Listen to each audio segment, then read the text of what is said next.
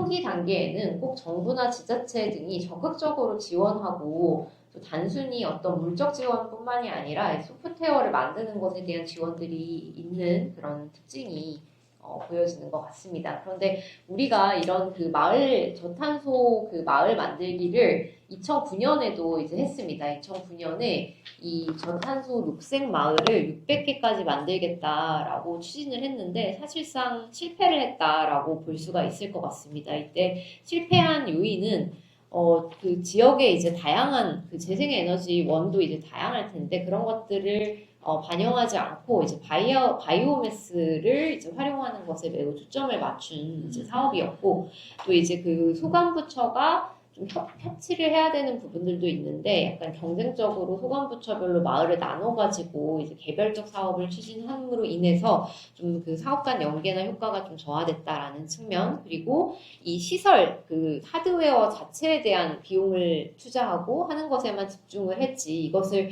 어떻게 유지 관리할지 그리고 이것에 대해서 왜 이것이 필요한지에 대한 에너지 전환의 필요성에 대한 주민 역량 강화 또 운영 주체인 주민들이 이것을 어떻게 이제 투자하고 이제 운영해 나갈 것인가에 대한 그런 부분들을 충분히 투자하지 않음으로써 결국은 갈등으로 이렇게 이어지게 된 그런 문제들이 이제 있었습니다. 그래서 이런 실패 사례와 우리가 또 성공으로 만들어낸 사례를 같이 좀 분석할 필요가 있을 것 같습니다. 이 앞에 이제 보여드린 거는 그 국제재생에너지 기구에서 지금 최근에 이제 이런 강조를 하고 있습니다. 지역 기반 재생에너지를 촉진해야지 비로소 재생에너지로서의 에너지 전환을 할 수 있다라는 이야기를 이제 하고 있는데요. 여기서 이제 보면은 그 촉진 요인으로 이야기하는 것들이 있습니다. 먼저 분산형 지역 에너지 시스템이 확산돼서 그 지역에서 생산된 에너지를 직접 쓸 수 있어야 한다라는 이야기를 하고요. 그리고 복잡한 이제 행정적 장벽을 해소해주고 또 다양한 기관들의 허가를 좀 쉽게 받을 수 있도록 도와주는 그런 기관이 필요하다라는 이야기를 하고 있습니다. 그리고 또 자금 조달을 쉽게 할 수 있는 처음에는 이런 인센티브가 필요하지만 더 나아가서는 이제 민간 금융들을 좀 활용해서 좀 다양한 금융을 조달할 수 있는 그런 자금 조달 접근성이 필요하다. 그리고 이 자금 조달을 모두가 할 수 있도록 저소득 가구도 할 수 있도록 그런 보장 방안을 마련해야 된다라는 이야기를 하고 있고요. 그리고 교육이나 이제 역량 강화 그리고 모범 사례를 확산하는 것 그리고 그 초기부터 굉장히 투명하게 이 참여하는 그런 방식들을 만들어야 한다라는 이야기를 하고 있습니다. 그리고 단순히 이 에너지 전환만이 아니라 이 지역에 어떻게 긍정적인 사회적 효과, 환경적 효과를 낼 것인가 종합적인 타당성 조사가 필요하다라는 이야기를 또 하고 있습니다. 그래서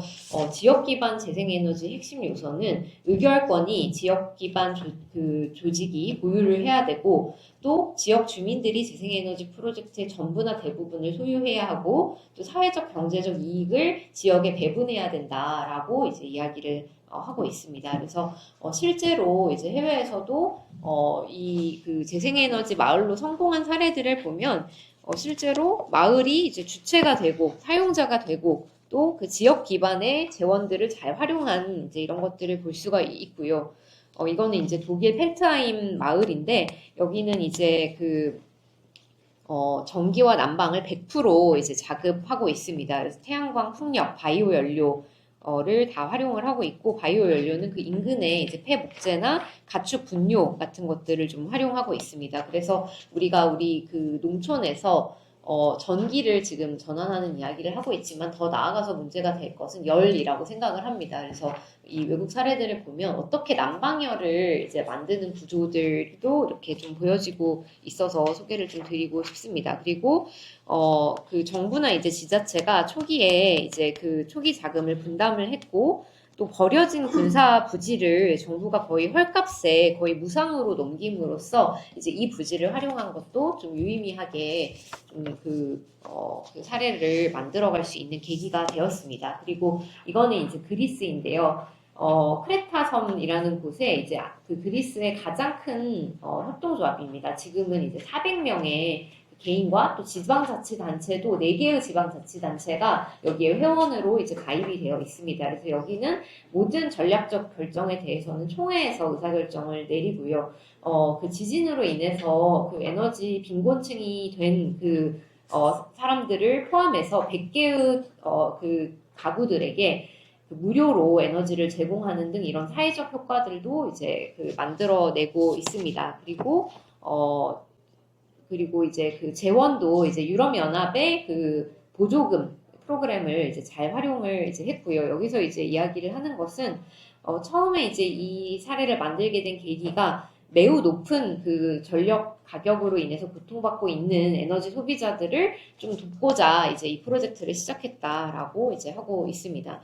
우크라이나의 이제 그 체르노빌 원자력 발전소 사고 이후에 새로 이제 만들어진 도시입니다. 여기는 이제 그 원자력 발전소의 엔지니어들이 또 거기서 일하던 직원들이 이사를 와가지고 여기에 이제 태양의 마을을 만들었는데요. 우크라이나 최초의 이제 에너지 협동조합을 만들었고 크라우드 펀딩을 통해서 이제 자금을 모집했는데 초기에 지역 주민들만 일단 들어와라 라고 해서 지역 주민들에게 우선 투자를 받았고 그 외에 이제 그 외지인의 투자도 이제 받았습니다. 그래서 여기서 수익의 5%를 지역에 이제 필요한 프로젝트에 이제 지원을 하고 있습니다. 그리고 단순히 이 태양광만 운영을 하는 게 아니라 에너지 전환이 왜 필요한지 또 이것을 어떻게 지역사회로 확산할지에 대한 교육 프로그램도 이제 운영을 하고 있습니다. 이것도 마찬가지로 시정부가 적극적으로 같이 참여를 하고 있고요. 여기서 중요한 요소로서 얘기하는 것은 좀 좋은 재정 계획, 또 법적 모델, 그리고 지역 제공자의 또 허가를 잘 이렇게 할 수 있도록 그 허가의 허들을 좀 낮추는 것, 그리고 무엇보다 투명성이 중요하다라는 이야기들을 이제 하고 있습니다. 프랑스의 이제 그 한 마을인데 여기도 마찬가지로 그 아무래도 난방열에 대한 문제가 있다 보니까 목재 기반의 지역사회 난방 네트워크를 이제 구축한 사례고요. 여기서 그 만든 그 열로 그 지역의 대부분의 이제 건물들을 난방열을 이제 제공하고 있습니다. 제가 시간 관계상 좀 넘어가겠습니다. 그리고 벨기에의 이제 에클레 지역인데 여기는 이제 그 시민 참여 그 공공 입찰에서 이제 그 한 협동조합이 여기 이제 그 낙찰을 이제 받았습니다. 그래서 25%는 시민이 소유를 하고 25%는 이제 시 정부가 이제 소유하는 그런 구조인데요. 여기서는 좀 상당히 인상적이었던 게 사회적 지분 혁신 모델이라는 것을 만들었습니다. 그래서 그 자원이 부족한 이제 에너지 그 빈곤 계층의 이제 분들도 여기에 참여할 수 있도록 그런 그 대출 제도를 통해 가지고 이제 참여할 수 있도록 열어놓았던 그런 사례를 좀 볼 수가 있습니다. 좀 빨리빨리 이제 넘어가도록 하겠습니다. 그 기구에서 이제 이야기하는 것이 제가 매우 인상적이었던 것은 그동안에는 우리가 재생에너지 전환을 함에 있어서 그 솔루션에서 기술이나 비즈니스 발전에 치중해 왔다. 그런데 여기서 한 단계 더 도약을 하려면 양질의 지역사회 참여를 어떻게 달성해야 할 건가라는 부분을 이제 고민해야 된다라는 이야기를 이제 하고 있습니다. 그리고 그 양질의 지역사회에 참여라 하면은 그 지역에 경제적, 환경적, 사회적 혜택을 줄 수 있어야 한다라는 이야기를 하고 있고요. 그리고 이것을 뛰어넘기 위해서는 어떤 장벽을 뛰어넘어야 하는지에 대해서도 이제 좀 제언을 하고 있어서 좀 소개를 드립니다. 두 번째로 이제 유럽연합에서 최근에 이 주민주도 재생에너지 마을을 적극적으로 육성하고 있는 그런 동향들을 이야기를 드리고자 합니다. 유럽연합의 이제 리파워 EU 계획이라고 해서 그 우크라이나 전쟁 이후에 상당히 이제 그 에너지를 수입에 의존을 했을 때 어떤 문제들이 오는지에 대해서 유럽연합 공동체에서 많이 이제 느꼈기 때문에 이 목표를 세웠습니다. 2027년까지 이 러시아의 화석연료로부터 우리는 독립한다라는 목표를 세우고 이 계획의 일환으로 이제 들어간 게 2025년까지 인구 10,000명 이상의 지방자치단체당 한 개의 에너지 커뮤니티를 달성하겠다. 라는 이제 그런 정치적 목표를 제시합니다. 그래서 이런 목표 하에 이제 그 관련된 계획들과 또 지원들이 좀 만들어지게 되고요. 그리고 2019년도에 이 재생에너지 그 커뮤니티, 지금 아까 최재관 위원장님께서 어떤 그 법인격을 좀 해야 되느냐라는 고민이 좀 있으셨는데, 이 재생에너지 커뮤니티라는 개념을 재생에너지 지침에 이제 정의를 합니다. 그래서 해당 국내법에 따라서 이제 법인격에 대해서는 이제 국내법에서 여러 가지 형태를 하겠지만, 개방적이고 자발적인 참여에 기반하고 자율적이며 그 인접한 지역에 위치한 뭐 주주나 구성원들이 효과적으로 이 프로젝트를 이제 통제하는 실체가 되는, 그리고 여기에는 자연인이나 중소기업이나 지방자치단체가 이제 참여를 하고, 또 여기에 목적은 재정적 이익이 아니라 실제로 이 커뮤니티에 어떻게 좀 이익을 제공할 것인가라는 것이 주된 목적이 되는 그 어떤 법적 실체를 재생에너지 커뮤니티, 재생에너지 공동체라고 이제 정의를 합니다. 그리고 또 전기 시장 지침에 이제 시민에너지 커뮤니티라는 것도 이제 넣는데요. 이거는 조금 더 그 지역 사회에만 이제 갇혀 있지 않고 조금 더 열려 있는 그런 개념이다라고 이해하시면 될 것 같습니다. 그리고 이 법에서 이제 재생에너지 커뮤니티가 어떤 권리를 가져야 하는가에 대한 이제 이야기들도 하는데요. 재생에너지를 지역에서 생산, 소비, 저장, 판매할 권리와 이것을 그 생산한 것을 커뮤니티 안에서 실제로 사용하고 공유할 그런 권리를 보장해야 된다라고 회원국들에게 이제 지침을 내려서 회원국들 기반으로 관련 국내법을 이제 만들게 되고요. 또 회원국들이 이것을 활성화하기 위해서 어떤 프레임워크를 좀 만들어야 하는지에 대해서도 이제 이야기를 합니다. 여기서 이제 보면은 그런 법적 장벽, 행정적 장벽을 좀 제거해야 된다. 또 지원 체계를 마련해야 된다. 또 자금이나 정보 접근 용이성을 확보해야 된다. 또 관련 공공기관이 좀 지원할 수 있도록 역량 구축을 할 수 있어야 된다. 그리고 에너지 체계 안에서 이 마을 공동체가 차별적인 대우를 받지 않도록 해야 된다라는 이제 원칙으로서 이 프레임워크를 만들도록 이제 한 그런 지침입니다. 실제로 이 서유럽 국가들에서는 상당히 이제 재생에너지 선진국이라고 할 수 있는 독일이나 네덜란드나 영국이나 덴마크 이런 국가들이 재생에너지 그 공동체가 많습니다. 실제로 많고, 또 여기서 이제 최근에 조금 치고 올라와서 이제 이탈리아 같은 곳에서 이 재생에너지 공동체를 어떻게 지원할까에 대해서 상당히 많이 고민을 하고 있습니다. 그래서 관련 제도들을 좀 만들고 있는 것을 볼 수가 있고요. 독일 같은 경우에는 이 초반에 이제 지원금을 국가에서 이렇게 증가함에 따라 그 에너지 공동체 수도 늘어나는 것들을 좀 볼 수가 있습니다. 그리고 유럽연합에 굉장히 다양한 이 기금을 통해서 재생에너지 커뮤니티를 지원하고 있습니다. 그래서 이 내용도 자세히 설명은 안 드리겠지만 일단 이런 것들이 좀 있고요. 그리고 독일에서는 이제 에너지 기금이라고 해서 처음에 이제 일부 그 주들 위주로 시민 에너지 기금이라는 것을 만들어서 그 초기에 이제 투자 비용이 많이 드니까 이제 이런 것들을 그 지역의 주정부가 소유하는 개발은행이 저리로 금융 지원을 하는 이제 이런 것들을 좀 마련했고, 이 기금은 이제 그 회전 기금이라고 해서 상환이 되면 또 이 유사한 프로젝트에 재투자하도록 하는 그런 순환 구조를 이제 원칙으로 삼았습니다. 그리고 이제 이런 제도를 받아서 연방정부에서도 2023년도에 시민에너지 기금이라는 것을 이제 만들었고요. 이탈리아는 최근에 그 1메가와트 이탈리아 그 재생에너지 커뮤니티 프로젝트를 확산하겠다라는 계획 하에 우리 돈으로 약 8조 7,700억 정도의 재정 지원 계획을 이제 승인한 바가 있습니다. 그래서 이제 요 내용들도 좀 참고가 되는 것 같고, 또 재생에너지 커뮤니티에 그 전력 생산 인센티브로 이제 우리로 치면 REC 가중치 같은 이제 이런 것들을 좀 제공하고 있는 것도 볼 수가 있습니다. 뒤에 좀 말씀을 드리겠지만 이탈리아는 농지에서는 영농형 태양광 아니면 이 마을 공동체를 위한 그 재생에너지 사업 아니면 재생에너지 사업을 못하도록 하는 법이 23년도에 통과가 되었습니다. 그래서 좀 우리에게도 참고가 되는 것 같고요. 또 이런 이제 그 사례들을 보면 소프트웨어적으로 이 지원 기관들을, 지원 체계들을 잘 만들고 있는 것들을 볼 수가 있습니다. 그래서 유럽연합에서는 시민 에너지 자문 허브라는 걸 만들고 있는데요. 여기서 이제 역량 강화, 또 투자이나 재정을 어떻게 지원받을 수 있는지, 또 이해관계자들이 참여하도록 어떻게 이 참여의 구조를 만드는지에 대한 이런 프로그램들을 만들고 실제로 이제 컨설팅 같은 것들도 이제 제공을 하고 있습니다. 이제 저는 아까 그 어떤 리더십의 존재가 중요하다고 생각을 했는데 그 마을에서 어떤 그 리드 역할을 할 분들에 대한 어떤 역량 강화에 대한 부분들도 우리가 좀 준비해야 하지 않을까라고 생각을 하고요. 스코틀랜드 같은 경우가 여기 이제 주로 이제 작은 규모의 이제 그 재생에너지 프로젝트들을 이야기했는데 대규모의 재생에너지 프로젝트들이 있습니다. 뭐 해상풍력이라던가 이제 이런 것들은 마을이 전부 다 소유를 할 수 없기 때문에 여기에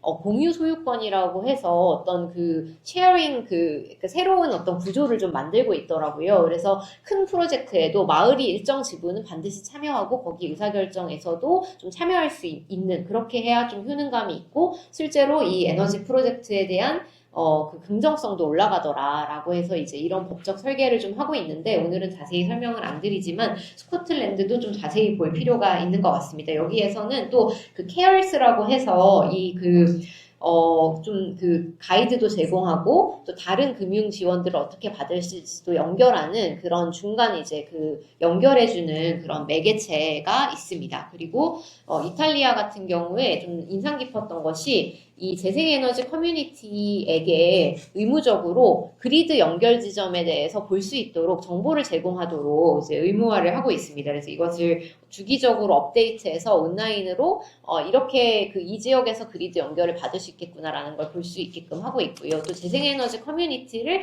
어떻게 하면 만들 수 있는지 가이드북을 최근에 이제 만들어가지고 주별로 이제 정책이 좀 다르기 때문에 주별로 만들고 있는 것들도 좀 인상적이었습니다. 그리고 최근에 이제 유럽연합에서 유럽 에너지 커뮤니티 시설이라고 이제 해서 조금 근데 이제 보조금 사업입니다. 그 25년부터 그 맞춤형 역량 구축 프로그램과 이제 700만 유로의 그 일시불 보조금을 통해서 유럽 전역에서 140개의 에너지 공동체를 만들겠다라고 해서 이제 이 보조금 사업이 열렸습니다. 9월까지 이제 받아서 140개의 이제 에너지 공동체를 이제 지원을 하게 되는데요. 이제 오늘 이제 이런 이야기를 드린 것은 이게 우리만의 어떤 것이 아니라 에너지 전환에서 매우 필수적인 요소가 이렇게 주민주도 재생에너지 마을을 잘 만들어가는 것이더라라는 이야기를 한 번 더 드립니다.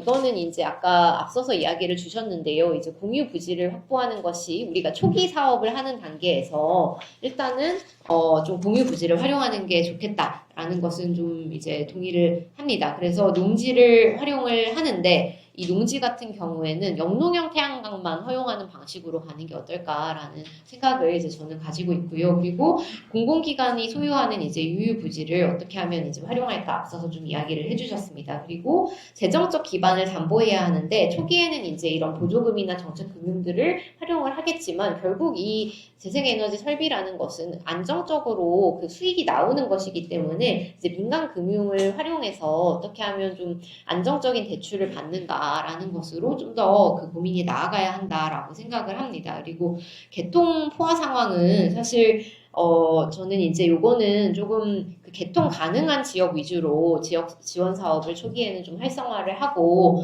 또 그 ESS 보급하는 사업을 좀 같이 병행을 하는 것이 필요하다라는 생각이고요. 그리고 대외적으로나 또 대내적으로나 거버넌스 시스템을 어떻게 구축할지, 대내적으로는 우리 마을 안에서 어떻게 협력 체계를 만들 수 있을지, 대외적으로는 정부라던가 지자체와 어떻게 협력할지 이런 부분들의 고민이 좀 필요한 것 같습니다. 해외 사례에 비해서 국내에서 좀 약한 부분들이 그 지방자치단체와의 협업인 것 같습니다. 근데 보면은 그 협동조합에 아예 지방자치단체가 회원으로 이렇게 들어와가지고 적극적으로 관련 제도도 같이 만들고 하는 경우들을 좀 볼 수가 있어서 좀 참고할 필요가 있는 것 같고요. 마지막으로 제가 이제 영농형 태양광 관련해서도 이야기를 많이 하지만 굉장히 이제 오늘은 그냥 원칙적인 부분만 이제 농지를 활용한다고 했을 때 영농형 태양광만 허용한다고 하더라도 또 이것을 이렇게 빠져나가는 그런 것들이 발생할 수 있기 때문에 그것을 좀 예방하기 위해서는 지금 영농형 태양광 특별법들이 상당히 많이 이제 발의가 되어 있는데 여기 입법 목적 자체에 이제 식량 안보를 위한 농지 보존과 농업 그 방점을 둬야 된다라는 원칙을 좀 입법 목적 자체에 좀 담을 필요가 있다라는 좀 제언을 드리고 싶고요. 프랑스가 실제로 이렇게 영농용 태양광 개념 자체에 이 농업과의 연계성을 매우 강조하고 있습니다. 그리고 또 황폐 농지 같은 경우에는 좀 예외를 둬서 일본 같은 경우에도 황폐 농지를 좀 활용해서 농지화하는 이런 사업에 대해서는 좀 요건들을 상당히 완화해 주더라고요. 근데 우리 지금 발의된 법안에 이제 황폐 농지나 이런 부분들은 없어서 좀 이야기를 드립니다. 그리고 이것을 지속적으로 전담 심사하는 기관이 있어야 된다. 지자체별로 이제 일본 같은 경우에는 농업위원회가 그런 기능을 하고 있는데 우리는 이제 어떤 곳에서 이런 역할을 할 것인가 이제 이런 고민들이 좀 필요할 것 같습니다. 유럽연합에서 영농형 태양광 어떻게 성공을 할 건가라는 것에 대해서 요약한 것을 보면은 유럽연합 안에서도 이 영농형 태양광이 무엇인지에 대해서 다 각자 해석을 해버리면 이것에 대해서 좀 회피하는 그런 사례들이 발생할 수 있기 때문에 공통의 정의 규정이 필요하고 농업활동의 지속성이나 토지 형질 보장을 우선적으로 가야 된다. 그리고 농민이 소득이 보장되는 방향으로 가서 농민과 농촌 지역사회가 긍정적 인식이 확대되도록 이제 해야 된다라는 이야기들을 좀 하고 있습니다. 그래서 제가 시간을 많이 써서 이제 요약은 이제 하지 않고 이렇게 마치도록 하겠습니다. 네, 감사합니다.